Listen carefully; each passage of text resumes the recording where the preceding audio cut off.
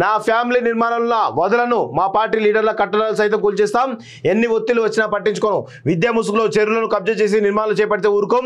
Harish okay అంటే నిజ నిర్ధారణ పద్ధతిలో ఆయనకే ప్రభుత్వ సౌకర్యాలు అనుభవిస్తున్నారు తప్ప కేసీఆర్ బయటికి రావట్లేదు. ఫామ్ హౌస్ లీజును ఎన్నికల అఫిడవిట్లో కేటీఆర్ ఎందుకు ప్రస్తావించలేదు?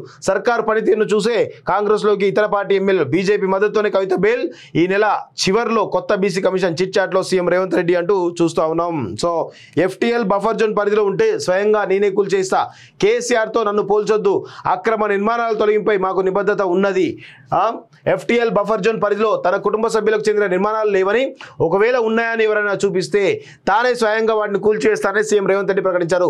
సెక్రటేరియట్లో బుధవారం మీడియాతో చిట్చాట్ చేశారు. అక్రమ నిర్మాణాల కూల్చివేతలో రాజకీయాలకు అతీతంగా ముందుకు వెళ్తున్నామని స్పష్టం చేశారు. తమ పార్టీ లీడర్, కేంద్ర మాజీ మంత్రి, సిడబ్ల్యూసీ మెంబర్ పల్లవరాజుకు చెందిన బిల్డింగ్ను సైతం కూల్చివేసినట్టు గుర్తు చేశారు.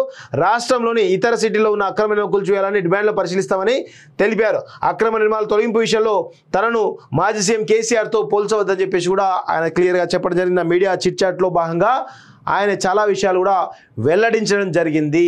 సో ఇలాంటి విషయాలు చూస్తూ ఉంటే తన సొంత కుటుంబ సభ్యుల నిర్మాణాలు ఉన్నాయని చెప్పేసి తేలితే కూడా స్వయంగా నేనే కూల్చేస్తా అని చెప్పేసి చెప్పడం నిజంగా ఇది అప్రిషియేట్ చేయాల్సినటువంటి అంశమే.